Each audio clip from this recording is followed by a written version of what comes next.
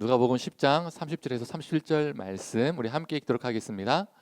예수께서 대답하여 이르시되 어떤 사람이 예루살렘에서 여리고로 내려가다가 강도를 만나매 강도들이 그 옷을 벗기고 때려 거의 죽은 것을 버리고 갔더라. 마침 한 제사장이 그 길로 내려가다가 그를 보고 피하여 지나가고 또 이와 같이 한 레위인도 그곳에 이르러 그를 보고 피하여 지나가되 어떤 사마리아 사람은 여행하는 중 거기 이르러 그를 보고 불쌍히 여겨 가까이 가서 기름과 포도주를 그 상처에 붓고 싸매고 자기 짐승에 태워 주막으로 데리고 가서 돌봐 주니라. 그 이튿날 그가 주막 주인에게 데나리온 둘을 내어주며 이르되 이 사람을 돌봐 주라. 비용이 더 들면 내가 돌아올 때에 갚으리라 하였으니 네 생각에는 이 세 사람 중에 누가 강도 만난 자의 이웃이 되겠느냐. 이르되 자비를 베푼 자니이다. 예수께서 이르시되 가서 너도 이와 같이 하라 하시니라. 아멘. 네, 오늘 본문은 우리가 너무나 잘 알고 있는 또 익숙한 선한 사마리아인의 비유입니다. 이 비유는 이렇게 시작하죠. 어떤 사람이 예루살렘에서 여리고로 내려가다가 강도떼를 만났습니다. 그 강도들은 그 사람의 옷을 벗겨서 치욕을 주고 거의 죽을 때까지 때렸죠. 그리고 그를 버리고 떠났습니다. 그 당시 청중들은 이 비유의 도입부가 전혀 낯설지가 않았습니다. 이 비유란 것 자체가 실제로 일어난 사건이 아니라 지어낸 하나의 허구의 이야기죠. 이 선한 사마리아인의 비유도 실제 사건이 아니라 가상의 이야기입니다. 쉽게 무엇인가를 설명하기 위해서 예수님께서 말씀하신 거죠. 그런데 왜 그 당시 사람들에게는 이 도입부가 낯선 이야기가 아니었을까요? 그 당시 사람들이 예루살렘에 가기 위해서는 여리고를 통과해야만 했습니다. 즉 여리고가 예루살렘으로 가는 길목이었다는 거죠. 그런데 이 길목이 그냥 길목이냐 평범한 길목이냐 그게 아닙니다. 예루살렘은 해발 고도 약 850m에 위치한 도시였습니다. 우리나라 북한산 최고봉인 백운대랑 거의 비슷한 높이에 있었어요. 이 산 꼭대기에 위치한 도시가 바로 예루살렘이었습니다. 반면 여리고는 해발 고도 마이너스 250m입니다. 여리고 이 땅이 푹 꺼져 있는 지역이 여리고였다는 거예요. 즉 여리고와 예루살렘의 이 고도 차이는 1050m 정도가 되었습니다. 이 평지에서 평지로 이동하는 것이 아니라 그 길은요 산길, 그냥 산길도 아니고 험한 산길이었습니다. 그냥 동산이 아니었다는 거예요. 높은 산을 오르락 내리락 하는 것이었죠. 그래서 오늘 본문도 예루살렘에서 여리고로 내려가다가 라고 표현되어 있죠. 높은 예루살렘에서 낮은 여리고로 내려가다가 사건이 일어난 겁니다. 그렇다면 이 험한 산길에 누가 많았을까요? 산적들, 강도떼가 많았습니다. 그래서 그 당시에 많은 사람들이 여리고에서 예루살렘으로 올라가다가 또는 예루살렘에서 여리고로 내려가다가 강도들을 만나는 어려움들이 빈번히 있었습니다. 이 불쌍한 남자는 심한 폭력을 당하고 점점 죽어가고 있었습니다. 이때 누가 등장합니까? 우리가 잘 알고 있는 것처럼 때마침 제사장 한 명이 그 길로 내려가고 있었습니다. 이 부분도요 그 당시 사람들에게 매우 낯설지 않는 부분입니다.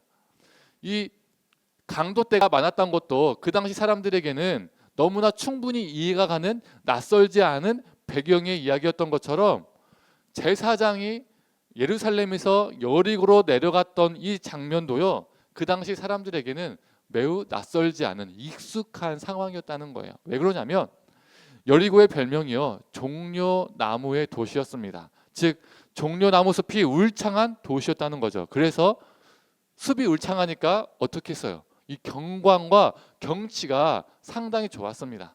그래서 그 당시에 이 헤롯은 여리고에 자신의 겨울 궁전을 지었고 또 그 당시에 제사장들의 절반 이상이 여리고에 집을 짓고 집성촌을 이루면서 살았습니다. 즉 대부분의 제사장들이 여리고에 살면서 예루살렘에 있는 성전으로요 출근을 했습니다. 오늘 본문에 나오는 제사장도 여리고로 내려가고 있었다는 것은 성전에서 일을 마치고 퇴근하는 길이었고 그 퇴근길에 그는 강도를 만난 사람을 목격했다는 거예요.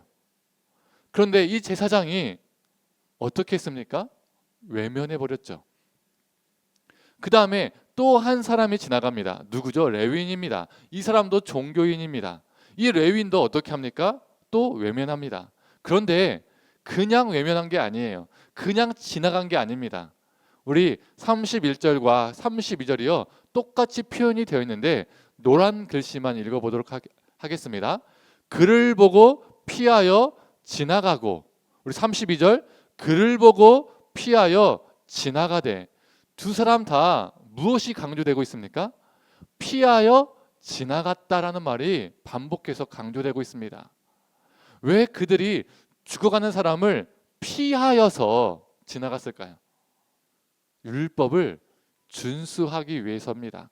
정결법을 지키기 위해서 죽어가는 사람을 피했습니다. 강도를 만난 사람은 심하게 구타를 당해서 거의 죽어가고 있었죠. 이 말이 무엇이냐면 온몸에 피투성이었다는 겁니다. 유대인들의 율법, 즉 정결법에서는 피가 몸 밖으로 나오는 것을 부정하게 여겼습니다. 그리고 정한 사람이 부정한 사람을 접촉하면 어떻게 되는 거죠? 정과 부정이 만나면 부정해진다라고 그 당시 사람들은 믿었습니다. 심지어 이 사람은 어떤 사람입니까? 죽어가는 사람이에요. 지금 이 피투성이인 부정한 사람을 접촉한 순간 나도 부정해지는 사람이 되는 겁니다. 그런데 심지어 이 사람은 죽어가고 있는 사람이라는 거예요. 갑자기 어느 순간 휙 하고 그 숨이 멎을 수도 있습니다. 레위기 정결신학에서 제일 부정한 게 무엇인지 아십니까? 시체와 접촉하는 겁니다. 그래서 제사장들은 일반 사람들의 장례식에는요 참여하지 않았습니다. 오직 가족의 장례식에만 참여를 했습니다. 심지어 제사장들 중에서 대제사장은 자기의 부모의 장례식에도 참여하지 않았어요. 이런 맥락 속에서 어떻게 죽어가는 사람을 제사장과 레위인이 접촉할 수 있겠어요? 당연히 피해야죠. 그들은 정결법을 철저히 지키기 위해서 죽어가는 사람을 피하여 지나갔습니다. 성전에서 열심히 예배 인도하고 열심히 설교한 후에 출근하는 길에, 퇴근하는 길에 피하여 지나갔습니다. 그게 그들이 말하는 거룩이었습니다. 비유이긴 하지만 이 사건이 실제로 있었던 일이라면, 그리고 그들이 여리고에 가서 무엇을 했을까요? 가족들과 집송촌에 있었던 동료들에게 오늘 있었던 일을 말하지 않았을까요? 이런 식으로요. 내가 열심히 예배드리고 열심히 설교하고 퇴근하는 길에 우연히 피투성이 죽어가는 사람을 발견했어. 거의 다 죽어가길래 내가 피해서 지나왔어 라고 말하면, 이 말을 듣고 동료들과 가족들과 제사장과 레위인들이 어떻게 말했을까요? 야, 사람이 죽어가는데 어떻게 외면하고 피해서 오냐? 네가 사람이냐? 도와주고 왔어야지. 이렇게 말했을까요? 그들을, 이 레위인과 제사장을 책망했을까요? 아니면 어우 잘했다, 어우 정말 네 선택 훌륭했어, 이렇게 말하면서 칭찬하고 박수를 쳐줬을까요? 잘했다고 칭찬을 해줬을 겁니다. 왜요? 그들에게 죽어가는 사람을 도와주는 것이 중요한 것이 아니라 정결법을 지키는 게 그들에게는 더 중요했기 때문입니다. 그들에게 율법을 철저히 준수하는 것이 하나님을 섬기는 것이었거든요. 율법이 지키는 것, 이것이 중요합니다. 하나님이 주시는 거니까요. 그런데 그들은 율법에 무엇을 철저히 지켰습니까? 율법에 무엇을 그렇게도 중요시했습니까? 율법의 본질은 사라지고 율법의 형식을 철저히 지키고 율법의 형식을 그렇게도 중요시 여겼습니다. 당시 제사장, 레위인, 율법학자, 서기관 등 이 종교인들은 율법을 정말 잘 아는 사람들이었습니다. 전통과 유산을 잘 지키는 사람들이었습니다. 그래서 그들이 하는 말들을 보면, 문자적으로 보면요, 다 옳습니다. 다 맞는 말이에요. 오늘 본문 27절에도 율법학자가요 정말 옳은 말을 합니다. 그래서 언뜻 보면 그들은 하나님을 위해서 사는 사람 같고 하나님을 무척이나 사랑하는 사람과처럼 보입니다. 그러나 그들은 사람을 살리는 데는 관심이 없어요. 자신들이 그리 잘 알고 잘 지키는 율법으로 사람을 살리는 것이 아니라 죽이는 데 사용했습니다. 가난하고 연약하고 작은 자들을 쳐다보지 않으면서 안식일법, 정결법 등 이 율법의 규정들을 지키는 데 바빴습니다. 율법의 규정, 장로들의 전통들만 앞세우면서 나는 신앙생활을 정말 잘하고 있어, 이렇게 생각하면서 살았습니다. 그래서 오늘 비유 속에서 제사장과 레위인들이 자기 정결을 그토록 지켜내겠다고 사람이 죽어가는데도 관심이 없는 거예요. 이게 비유이긴 하지만 그 당시 현실을 반영한 이야기였습니다. 복음서를 보면 비유가 아니라 실제로도 이 비유와 비슷한 일들이 빈번히 일어났죠. 안식일에 예수님께서 손 마른 자를 치유하셨더니 사람들이 어떻게 했습니까? 어떻게 해야 안식일에 사람을 고칠 수 있냐라고 예수님께 시비를 걸었죠. 그들이 스스로 만들어 놓은 이 안식일법에 39가지 법이 있습니다. 그들에게는 아파하고 죽어가는 사람은 안중에도 없었어요. 손 마른 자의 고통, 그의 처참한 삶, 관심이 없습니다. 그를 살리는 데는 관심이 없어요. 자신들이 규정한 그 39가지의 그 법을, 규정을 지키는 것만이 중요했습니다. 이게 하나님을 기쁘시게 하는 일이라고 그들은 믿었던 거예요. 왜 제사장과 레위인이 죽어가는 사람을 의도적으로 피하여 지나갈 수 있었을까요? 소시오패스, 사이코패스 이래서일까요? 아닙니다. 자신들은 죽어가는 사람을 외면한 게 아니에요. 그 순간 자신들은 거룩한 율법을 준수하고 있다라고 믿었던 겁니다. 그 순간 하나님을 거룩하게 섬기고 있다라고 믿은 겁니다. 이게 무엇이냐면 하나님과 율법을 동일시한 겁니다. 그래서 율법의 규정들을 준수하는 것이 하나님을 섬기는 것이라고 믿었습니다. 그런데요, 성도님들, 율법의 규정들을 지키는 것이 반드시 하나님을 섬기는 것일까요? 아니죠. 율법을 지키는 것이 하나님을 섬기는 것이 될 수도 있고, 반대로 하나님을 반역하는 것이 될 수도 있습니다. 구약이나 신약이나 이스라엘은 안식일법, 정결법, 수많은 율법의 규정들을 정말 잘 지켰습니다. 얼마나 잘 지켰습니까? 예수님에게까지도 이 정결법을, 안식일법을, 율법을 들이대잖아요. 네가 어겼다고. 그런데 예수님은 그 율법의 준수를, 열심으로 지켰던 그 율법의 준수를 어떻게 바라보셨습니까? 불순종으로 예수님께서는 바라보셨죠.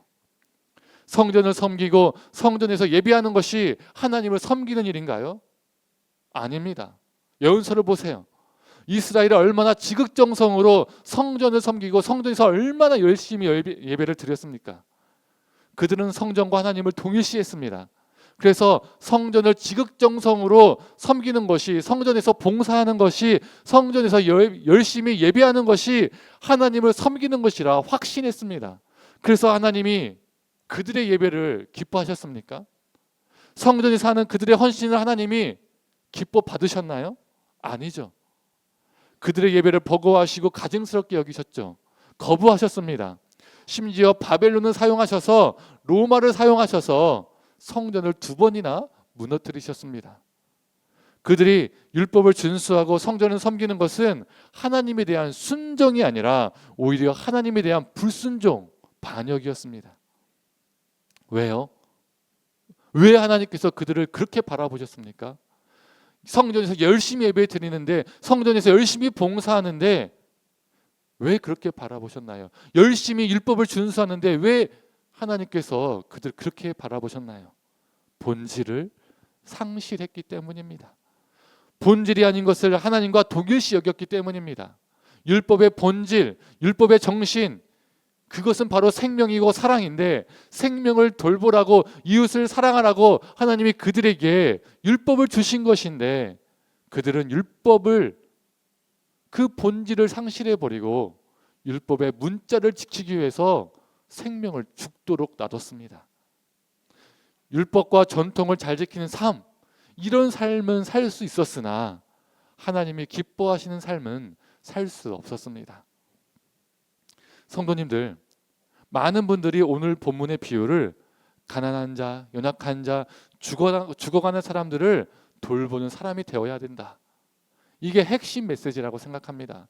물론 죽어가는 사람을 이 선한 사마리아인처럼 사랑하고 돌보는 이 메시지가 중요 메시지인 것은 맞습니다. 그런데 더 정확하게 말하면 이 비유는 본질을 상실한 그 시대의 신앙을 고발하는 겁니다.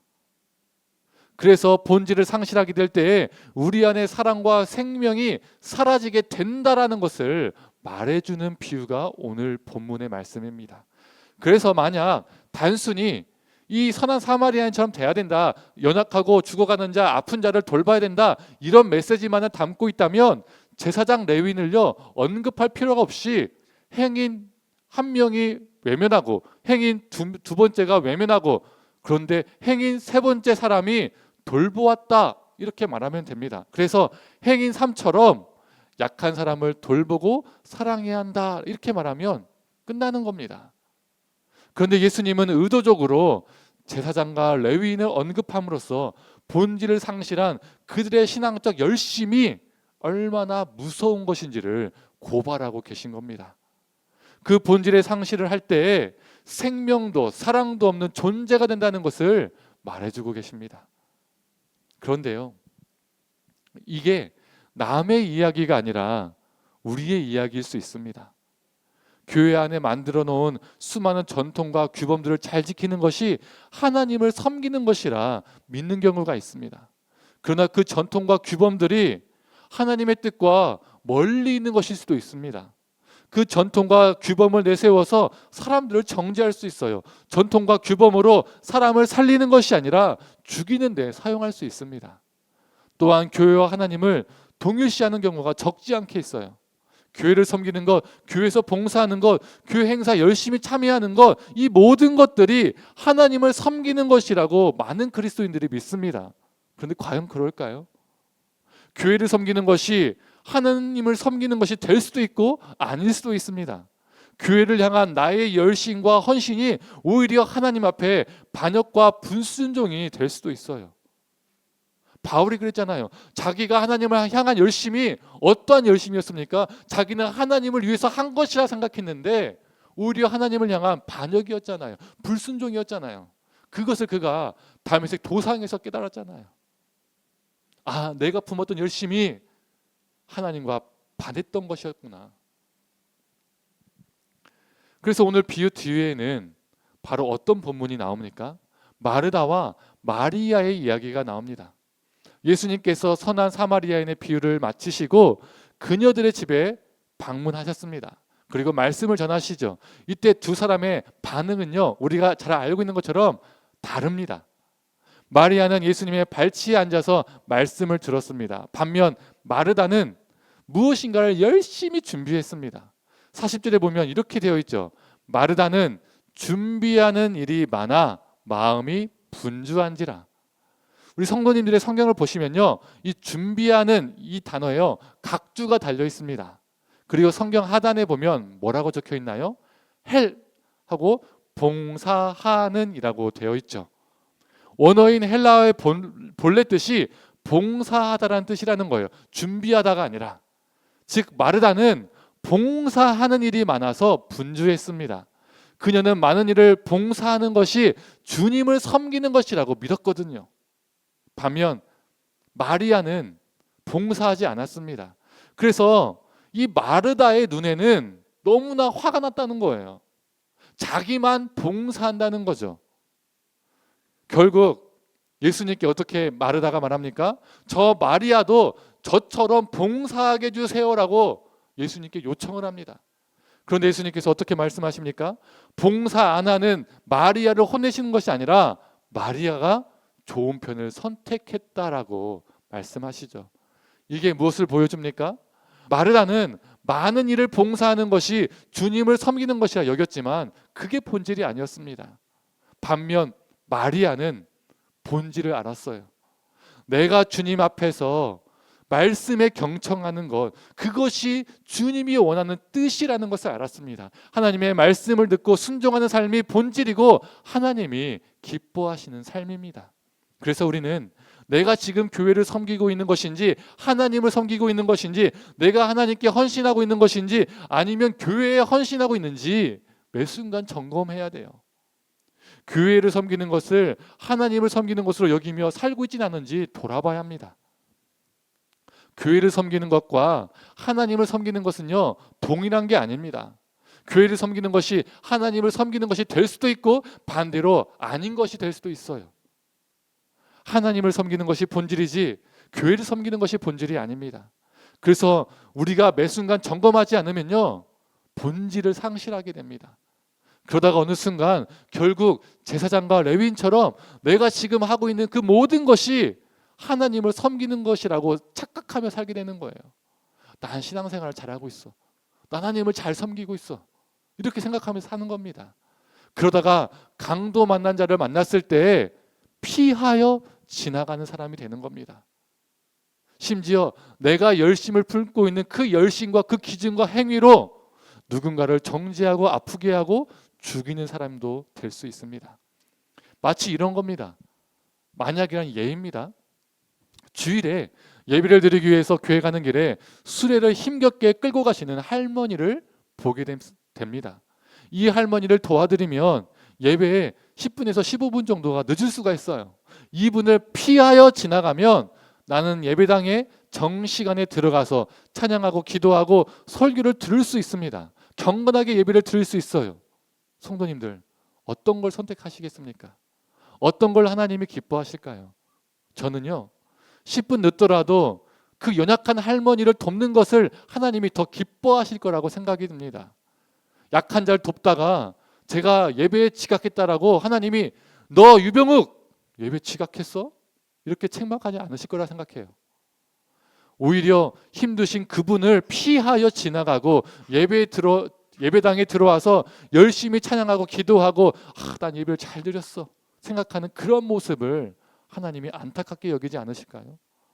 예배 시간은 잘 지키는 사람은 될 수 있으나 하나님이 기뻐하시는 삶을 살 수는 없을 겁니다. 성도님들, 내가 예배하는 목적과 본질이 무엇인가? 내가 찬양하고 기도하는 그 목적과 본질이 무엇인가? 내가 헌신하고 봉사하는 목적과 본질은 무엇인가? 이 질문을 매번 스스로 던지며 살아가는 우리가 되기를 소망합니다. 이제 말씀을 정리하겠습니다. 우리가 잘 알고 있는 것처럼 제사장은 레위인은 피하여 지나갔지만 한 사마리아인은 죽어가는 사람을 피하여 지나가지 않았습니다. 이 죽어가는 사람을 불쌍히 여기고 가까이 가서 자신의 기름과 포도주를 그 상처에 붓고 싸매어 주었습니다. 그리고 짐승에 태워 주막으로 데리고 가서 그 사람은 돌보아 주었습니다. 심지어 2데나리온을 주막 주인에게 주며 그 사람을 돌보아 주라고 부탁하죠. 혹여 비용이 더 들면 후에 갚겠다라고 약속까지 합니다. 이 사마리아인은 유대인들이 보았을 때 어떤 사람이죠? 이스라엘인의 피와 이방인의 피가 섞인 혼혈 잡종입니다. 그래서 그들의 눈에는 이 사마리아인은 속된 말로 개, 돼지 같은 존재입니다. 부정한 존재였죠.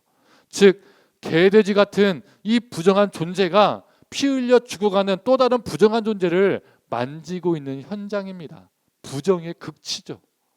아마 이 이야기를 듣고 있었던 사람들은, 그 당시 사람들은 인상을 확 찌푸렸을 겁니다. 오만 인상을 다 지으면서 혐오스러운 장면이라고 여겼을 겁니다. 그런데 그가 사마리아인이라고 해서 하나님의 계명과 율법을 몰랐을까요? 혼혈이긴 하지만 사마리아인들도 이스라엘인의 피가 있었고 실제로 사마리아 사람들도 그리심산에서 하나님을 예배하고 계명을 알고 지켰던 사람들이었습니다. 전혀 하나님과 무관하게 살았던 사람들이 아니에요. 이 사마리아 사람은 율법의 본질, 계명의 본질이 사랑과 생명임을 알았던 사람이 분명합니다. 그래서 죽어가는 사람을 살리기 위해서 자신의 모든 것을 쏟아 부었습니다.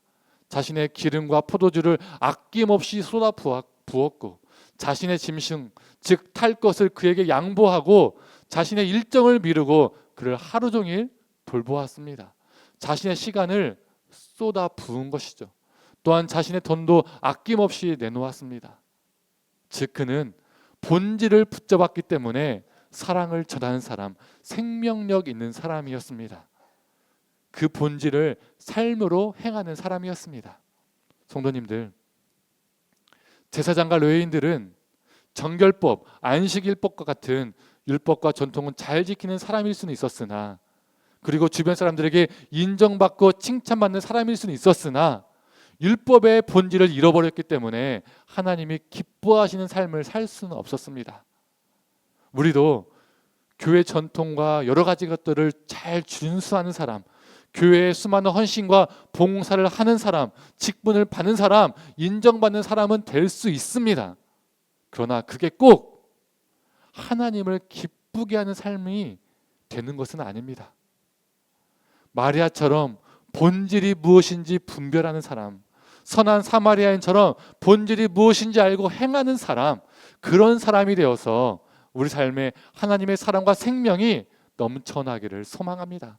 우리 삶을 통해서 주님의 사랑과 생명이 이 땅에 죽어가는 많은 영혼들에게 전해지기를 간절히 축원합니다. 이 시간 함께 찬양하고 기도하도록 하겠습니다.